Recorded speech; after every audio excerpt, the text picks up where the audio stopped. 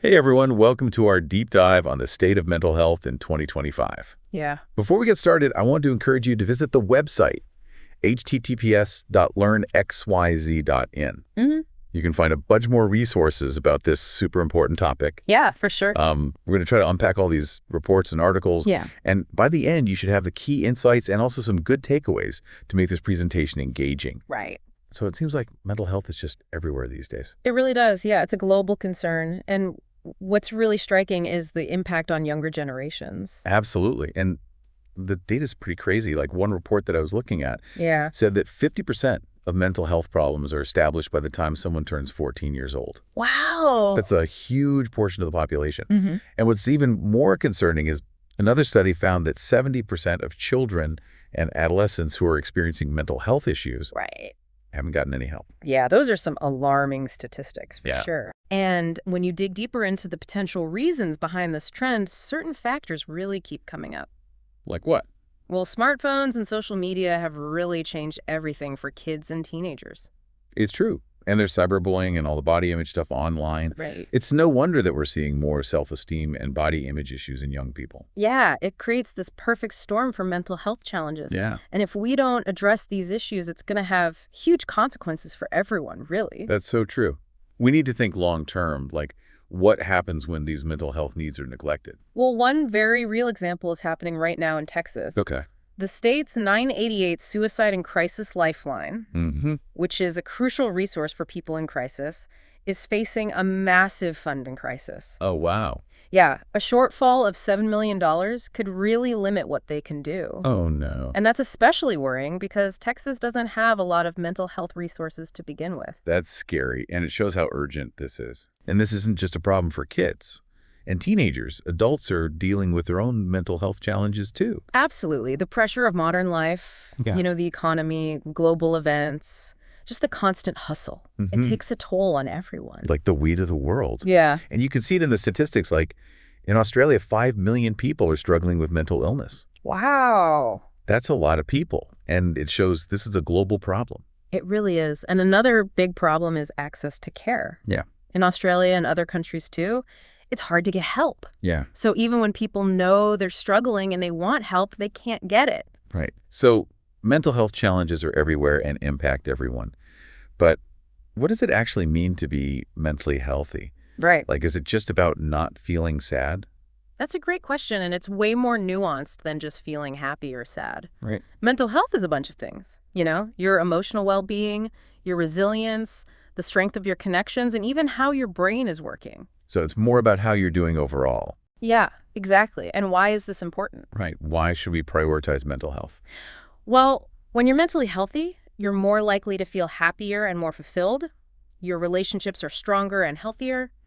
You're better at handling stress, making good decisions, and performing well in all parts of life, including work. And there's also a strong connection between mental and physical health. I think a lot of people forget about that. Yeah, for sure. Like stress can cause physical problems like headaches or fatigue.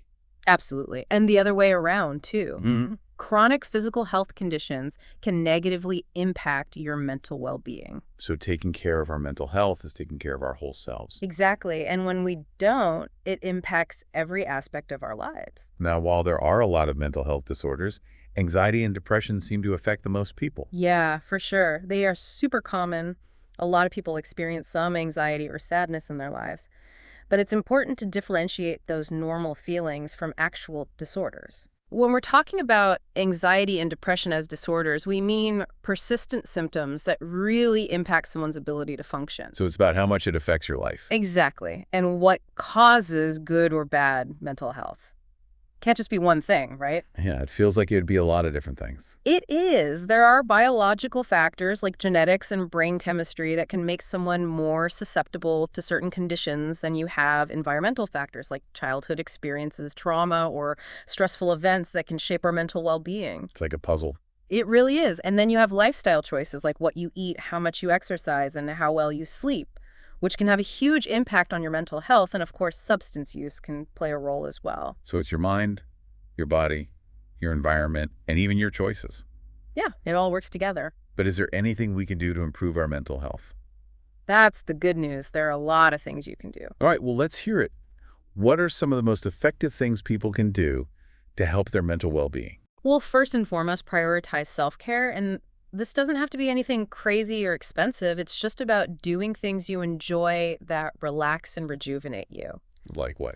Like reading a book, listening to music, spending time in nature, or doing a hobby, anything that makes you feel good. So it's all about taking time for yourself. Exactly. And exercise is another game changer for mental health.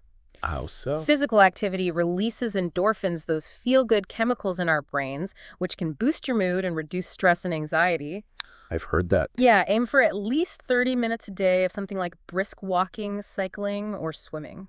So our physical health can really affect our mental health. Yeah, and what you eat is a big part of that too. How so?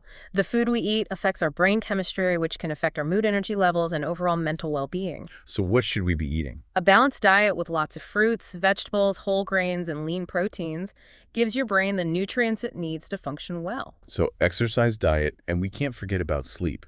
Of course not. I know it can be hard to get enough sleep. It can be, but when we don't, our brains just don't work as well. Yeah. Try to get 7 to 9 hours each night so your body and mind can rest and recharge. Good advice. We'll dive into more strategies and even how society can play a role in improving mental health in just a bit. And don't forget to visit the website https://learnxyz.in for more information on this and other fascinating topics. We'll be right back.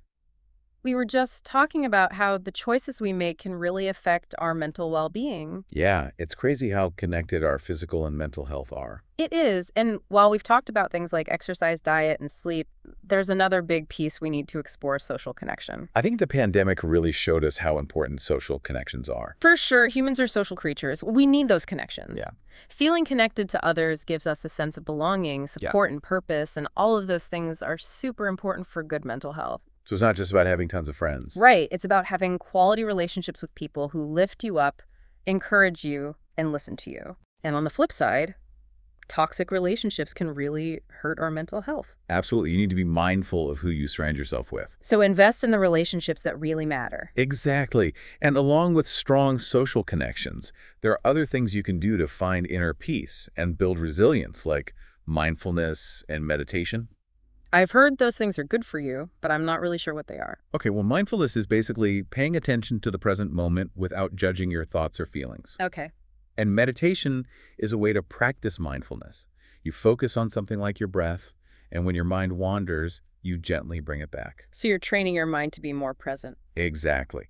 And studies have shown that mindfulness and meditation can really help with things like stress, anxiety, focus, and emotional regulation. That's awesome. Yeah, even a few minutes a day can make a difference. That's good to know.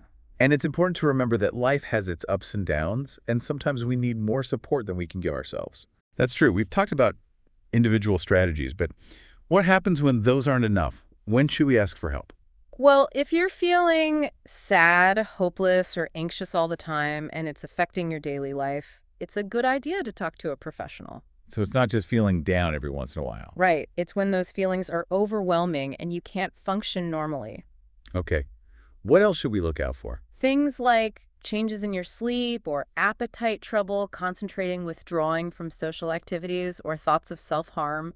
Those are serious. They are, and it's important to take them seriously. Yeah, there's no shame in asking for help. None at all. It's a sign of strength to know when you need support. Right. And talking to a therapist, counselor, or psychiatrist can give you guidance, coping skills, and support. For sure. It's like going to the doctor when you're physically sick. Exactly. You wouldn't hesitate to see a doctor if you broke your leg. Right. So why should we treat mental health any differently? And just like there are different kinds of doctors, there were different kinds of mental health professionals. Right. Therapists and counselors usually do talk therapy, while psychiatrists can prescribe medication. So how do you know who to see? It depends on what you need. Okay. And there are different types of therapy, too, each with its own approach. Like what? Well, there's cognitive behavioral therapy, psychodynamic therapy, interpersonal therapy, and others. You need to find one that works for you. So it's about finding what fits. Exactly, and being patient with yourself. It's a journey. It is. Mental health is a journey, not a destination. I like that. There will be ups and downs, but that's okay. So we've talked a lot about what individuals can do, but what about society as a whole? What can we do to create a more mentally healthy world?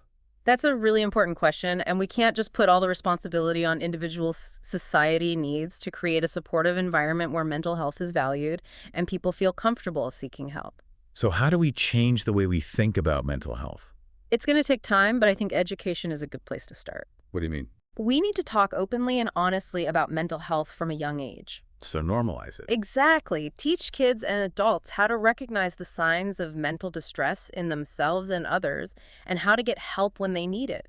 And bust those myths about mental illness. For sure, we need to move from fear and judgment to understanding and compassion. So it starts with how we talk about mental health. Yes. We need to stop using words that stigmatize people and use words that are empathetic and supportive. Instead of saying someone is crazy, we need to recognize they're dealing with a health issue. Exactly. Words matter. And by choosing them carefully, we can create a more inclusive and supportive environment.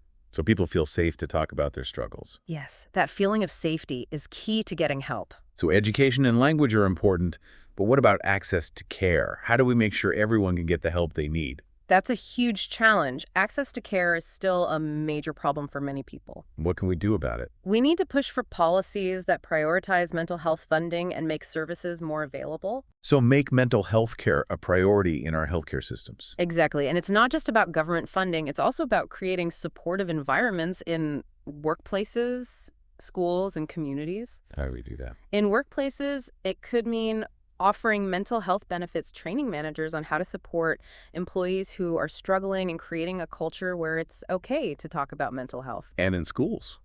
It could mean having mental health programs, training teachers to identify students who need help, and creating safe spaces for students to get help. So make mental health support a normal part of life. Absolutely. And it's not just about fixing problems. It's also about promoting mental well-being from the start. So prevention is key. Yes, we need to give kids the skills they need to be resilient, manage stress, and cope with challenges. So teach them emotional intelligence and how to take care of their mental health. Exactly, and create a culture where mental health is valued and supported, where asking for help is seen as a good thing, and where everyone feels like they can prioritize their well-being. This has been a really interesting conversation. We've covered a lot, from what individuals can do to how we can create a better world for mental health.